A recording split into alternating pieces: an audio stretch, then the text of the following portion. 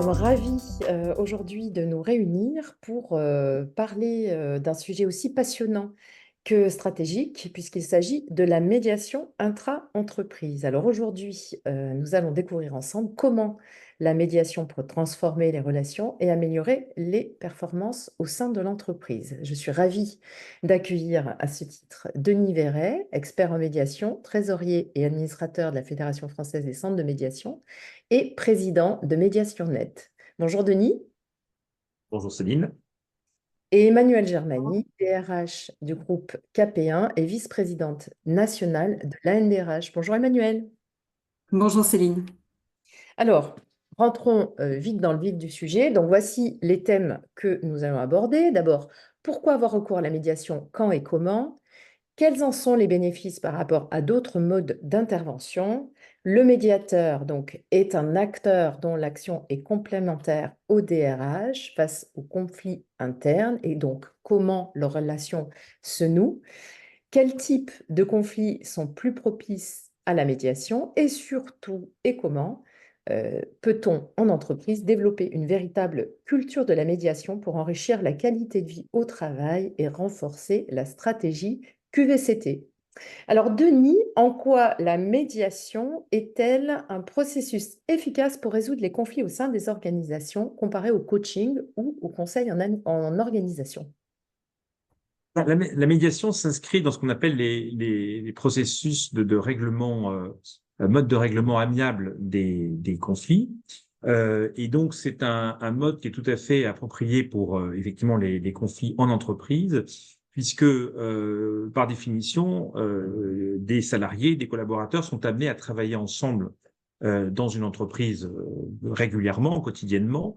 Et donc, lorsqu'il y a des tensions, lorsqu'il y a des incompréhensions, lorsqu'il y a des conflits, eh bien, il n'y a rien de mieux que de résoudre ces incompréhensions, ces conflits qui conduisent souvent à des ruptures de dialogue par un échange, par une restauration du dialogue entre les personnes qui sont en conflit. Et donc, la médiation, qui est donc un mode de règlement amiable des conflits, permet de réunir les salariés et de leur permettre de trouver des chemins pour retrouver un climat apaisé et restaurer le dialogue.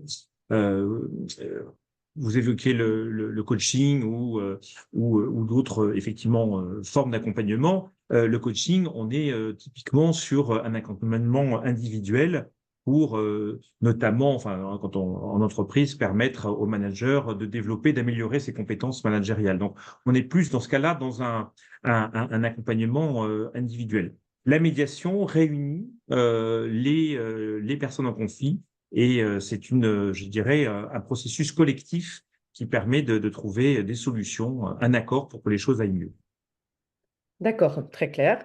Alors Emmanuel, justement, comment le rôle du DRH peut-il être articulé avec celui du médiateur dans la gestion des conflits internes? Et surtout, quelle est la frontière finalement entre votre périmètre, vous, DRH, et celui du médiateur? Mm. Alors, moi j'aime bien toujours rappeler que les conflits internes, en fait, ils sont normaux hein, dans l'organisation. Ça arrive, c'est comme dans la vraie vie. Dans l'entreprise, il y a des conflits. Et pour autant, c'est lorsque les situations sont peu ou mal gérées, je dirais qu'elles peuvent dégénérer. Et c'est là, effectivement, qu'on peut aller jusqu'à la rupture. Et d'un point de vue RH, ça peut signifier d'éventuelles procédures prud'homales, voilà, des choses qu'on souhaite malgré tout éviter lorsqu'aucune solution n'a été trouvée. C'est là où, justement, l'intérêt de la médiation apparaît. C'est d'intervenir le plus en amont possible hein, pour trouver une sortie par le haut et éviter, justement, ces conflits qui dégénèrent. Donc, jusqu'à un certain point, c'est le DRH qui peut être lui-même un acteur de la médiation. Mais en fait, il faut bien reconnaître qu'il est aussi partie prenante. Et selon la typologie de conflit, on peut dire que la marge de manœuvre du DRH ou du manager, et même éventuellement, peut être limitée. Et donc, c'est ce que je disais, c'est là où la médiation trouve tout son intérêt. Moi, je parlerai à ce moment-là, vous me demandiez un peu la différence entre périmètre d'intervention, entre le DRH et le médiateur. Pour moi, c'est une coordination. Ça veut dire une coordination qu'on va avoir besoin un échange de qualité entre le DRH et le médiateur. Et dans cet échange de qualité, c'est avant tout une question de confiance qui va se mettre en place. Si on a ce rapport de confiance, on va laisser le médiateur intervenir. Lui, le DRH va être beaucoup plus là pour poser un cadre officiel de la médiation. Et en fait, il doit s'assurer aussi que les conditions d'exercice de la médiation soient respectées, hein. Et dans ces conditions, on a un exercice qui va bien fonctionner. Il faut sans doute aussi qu'il résiste à la tentation de s'immiscer dans le processus lui-même. Il peut avoir cette tentation-là. Mais voilà. Mais enfin, en tout cas, chacun peut bien avoir son rôle dans la médiation. Et quand ça se passe comme ça fonctionne bien. D'accord, donc un rôle complémentaire et finalement deux alliés voilà, qui travaillent en bonne intelligence.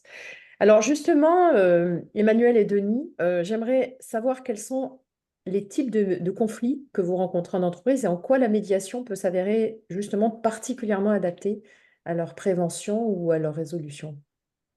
Emmanuel, Et peut-être? c'est- Ou Ouais. Denis? Je vous laisse. Denis, vous êtes le D'accord. spécialiste. Alors oui, en fait, on voit bien, c'est comme disait Emmanuel tout à l'heure, là, c'est comme dans la vie, il y a différents types de conflits qu'on peut rencontrer. Ça peut être des conflits de territoire, des conflits de compétition, des conflits relationnels, bien entendu, sur la tâche à accomplir, sur la définition de la tâche à accomplir dans le cadre donc une activité professionnelle, sur la méthode pour accomplir cette tâche. Donc, il y a effectivement une diversité énorme de conflits. Dans tous les cas, les conflits, comme je disais tout à l'heure, engendrent une rupture de dialogue. Et donc,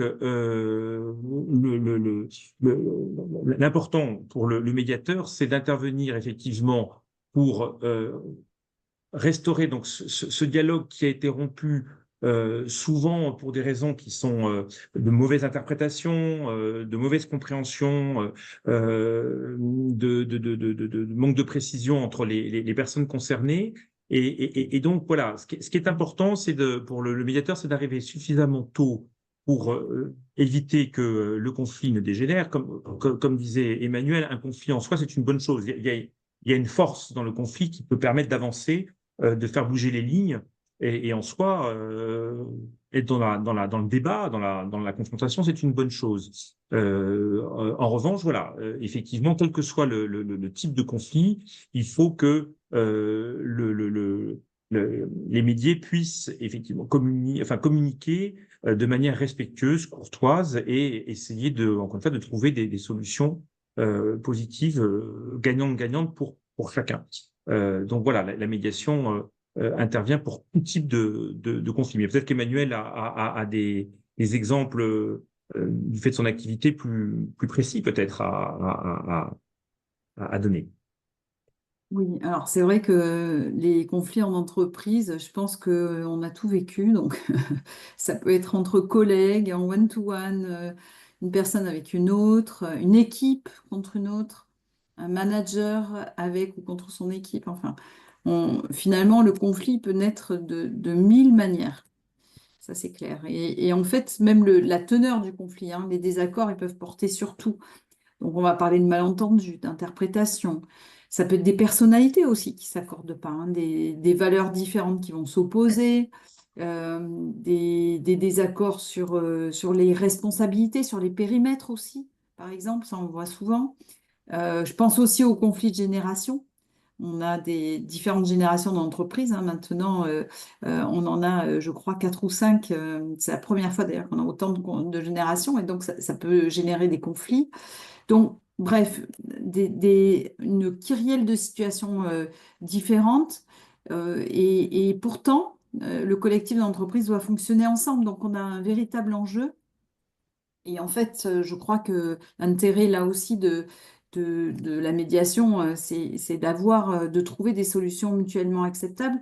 Et tout seul, c'est pas facile en fait, hein. C'est souvent le constat qu'on fait, c'est que finalement, et je reviens aussi sur cette notion de l'amont qui me paraît très importante, c'est que plus on prend le conflit en amont, plus on le prend tôt, plus on a une chance de le résoudre. Et finalement, quand on le prend à un stade avancé, c'est là où effectivement on se dit, bon, bah, voilà, les dés sont jetés.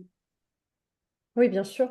Et alors, du coup, est-ce qu'il y a des conflits dont la prévention, je dirais, ou la résolution ne peuvent être confiés qu'à un intervenant extérieur, qu'à un médiateur, justement, Emmanuel? Est-ce que vous avez une idée, vous pensez à quelque chose de précis? Non, je dirais. Alors, est-ce qu'il y a des conflits qu'on ne peut confier qu'à un médiateur Oui, ou qu'on ne pourrait pas confier à un médiateur, en fait, c'est ça la question. il y a un peu les deux, en fait. C'est-à-dire, soit effectivement, certains conflits qui ne peuvent être confiés qu'à un médiateur parce qu'ils ont une particularité qui fait que, en interne, c'est compliqué. Et inversement, d'autres problèmes qu'on n'a pas forcément envie de confier à un médiateur. Je dirais que ce qui me paraît important, c'est dans le conflit qu'on ne pourrait pas confier à un médiateur, c'est peut-être dans le cadre du dialogue social où là, effectivement, le rôle du DRH va être primordial. Et encore que, on peut avoir à un moment donné une intervention de médiation, mais il y a un moment où le rôle du DRH va prendre le pas. Mais sinon, je dirais que tout type de conflit, finalement, et le dénominateur commun, c'est peut-être le fait d'être suffisamment en amont à un moment donné. Sinon, ben, on va passer dans une procédure et c'est là où, effectivement, ça commence à devenir plus compliqué puisqu'on est sur le terrain de jeu des avocats. Et là, effectivement, ça se prête beaucoup moins. Mais non, pour moi, je ne vois pas ce qui empêcherait de confier la gestion d'un conflit du moment qu'elle est prise suffisamment tôt pour retrouver une solution pacifiée. D'accord. Denis, peut-être? Oui, moi je dirais surtout que enfin, ce qui caractérise la médiation, enfin ce qui en fait son intérêt et le fait que les salariés acceptent d'entrer en médiation, c'est le principe de la confidentialité et le respect de la confidentialité. Et je pense qu'effectivement, le médiateur, et en l'occurrence lorsque c'est un intervenant extérieur, et donc la qualité d'un médiateur, c'est d'être impartial. Neutre, indépendant, c'est justement de pouvoir rassurer les salariés sur le fait que ce qui va être dit en médiation restera parfaitement confidentiel.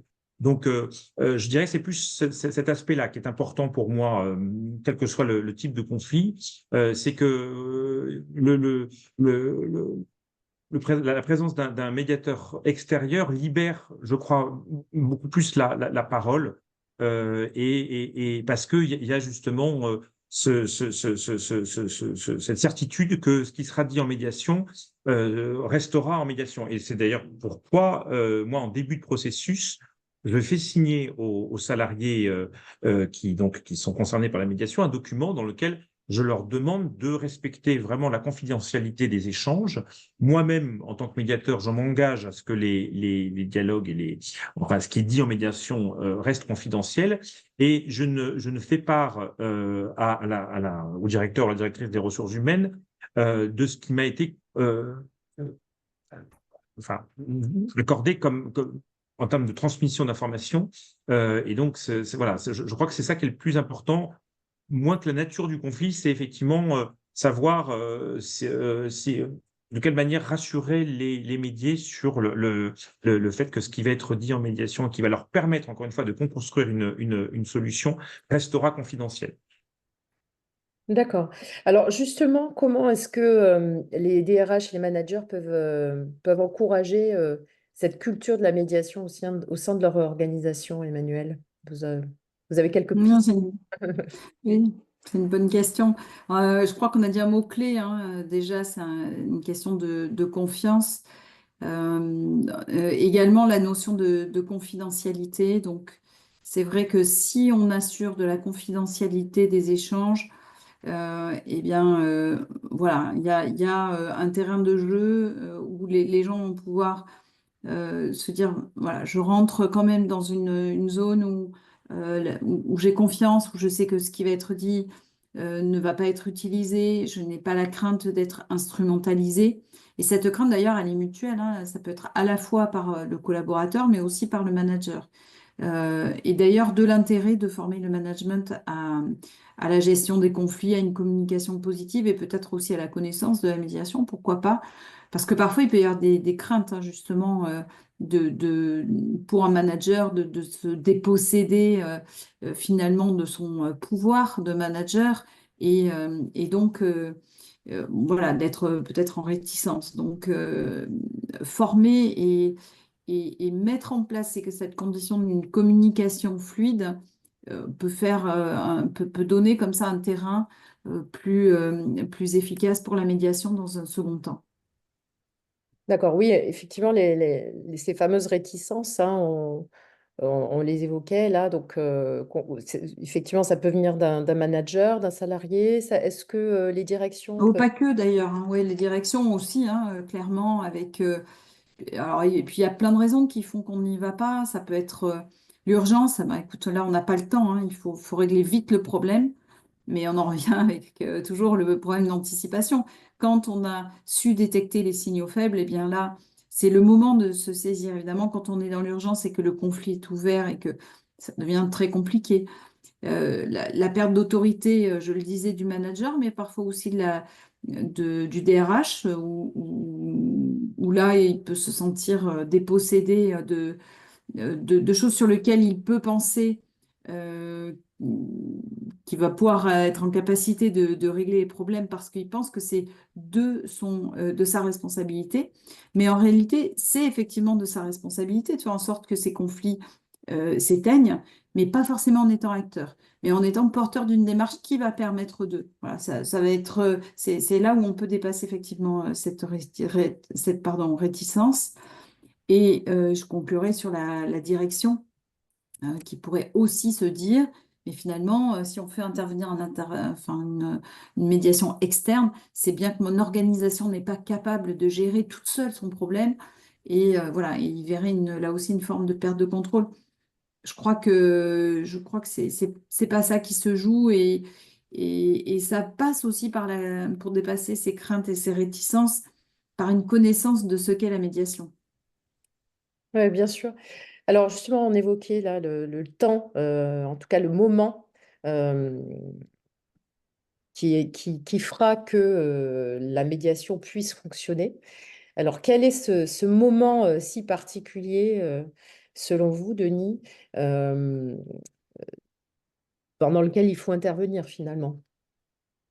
Bah, oui, c'est ce qu'on dit depuis effectivement le début de nos échanges, c'est que il faut arriver à détecter, identifier le plus tôt possible les causes qui vont pouvoir conduire à un conflit dur qui risque de s'enquister, qui risque de paralyser un service, une direction, une société dans son entier. Donc oui, ça pose la question de qu'est-ce qu'un conflit en fait. Moi, je suis toujours assez intéressé de dans mes échanges avec les membres d'une direction des ressources humaines, de savoir à partir de quand ils considèrent qu'il y a conflit ou pas conflit. Et ça, c'est très relatif. Dans les relations de chacun, un certain mode de communication ne sera pas, j'allais dire, assez vigoureux entre deux, par exemple, salariés, ne pourra pas être considéré comme un conflit entre eux. En revanche, il se peut que dans le cadre d'un échange où les échanges étaient jusqu'à maintenant très respectueux, le fait qu'il y ait eu un mot plus haut que l'autre va se considérer comme étant agressé et donc considérera que c'est un conflit. Donc ça pose la question de qu'est-ce qu'un conflit, à quel moment peut-on parler d'un conflit? Et comme je disais, en fait, ça c'est très subjectif. Chacun sent, si je puis dire, ressent le conflit à sa porte.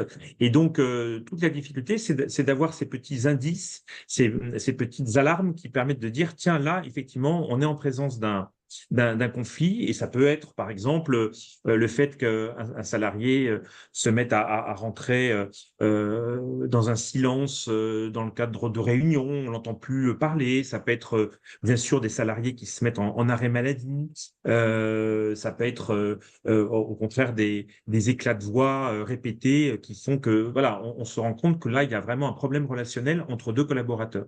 Et donc c'est là où il faut être, je vous dis, enfin avoir ces petits radars, ces petits indices qui permettent de se dire attention, on risque d'avoir une relation qui va vraiment se dégrader et il faut faire intervenir à ce moment-là le médiateur pour, pour restaurer un dialogue apaisé.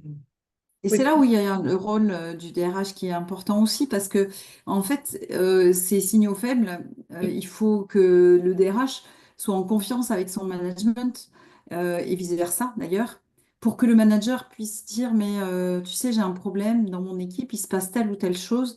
Et donc, c'est là où le DRH, en tout cas le responsable des ressources humaines, peu importe, va va garder tout son pouvoir, entre guillemets, parce que il est bien la personne qui va être en capacité d'entendre ces signaux faibles et de dire non, mais là, c'est le bon moment d'agir. C'est ni trop tôt ni trop tard, mais là, si j'agis maintenant, là, je peux changer encore la donne. Et il peut effectivement à ce moment-là embarquer son manager en disant, écoute, voilà, on peut résoudre, on peut faire des choses, on peut mettre en place quelque chose qui va essayer de dénouer. On ne dénoue pas tout le temps d'ailleurs. Mais parfois aussi, quand les conflits sont irréconciliables, on ne l'a pas dit, mais parfois on a des conflits où on peut pas arriver parce qu'il y a des valeurs qui vont s'opposer, parce qu'il y a des décisions qui sont des décisions d'entreprise et que le salarié ou que le manager ou que l'équipe ne peut pas entendre, et que parfois on va à la séparation. Mais peut-être qu'on peut se dire aussi que c'est une manière d'aller plus sereinement à la séparation. Ça peut être aussi ça, hein, résoudre un conflit. oui, se Et séparer d'où l'important. finalement plus dignement, je dirais, en tout cas, voilà, pour que chacun puisse partir librement de son côté. Oui, et en se disant dans le, enfin, je pense que le mot clé, c'est le respect finalement. Hmm. Oui, Et bien d'où sûr. je crois l'importance, si je peux me permettre, enfin, Emmanuel, je ne sais pas ce que vous en pensez, de mettre en place dans l'organisation justement des process, une boîte à outils qui permet de faire remonter l'information sur un conflit euh, latent ou un conflit qui est déjà bien avancé. Ça peut être un numéro vert mis à disposition des salariés, ça peut être une boîte mail par lequel, encore une fois, ou les fameux lanceurs d'alerte. Enfin, bref, permettre au DRH, ou enfin à la DRH, d'avoir une remontée terrain pour effectivement se dire là, parce qu'on peut, pas, RH n'est pas censé connaître tout ce qui se passe chaque semaine dans chaque service, dans chaque direction, notamment dans des entreprises de grande taille.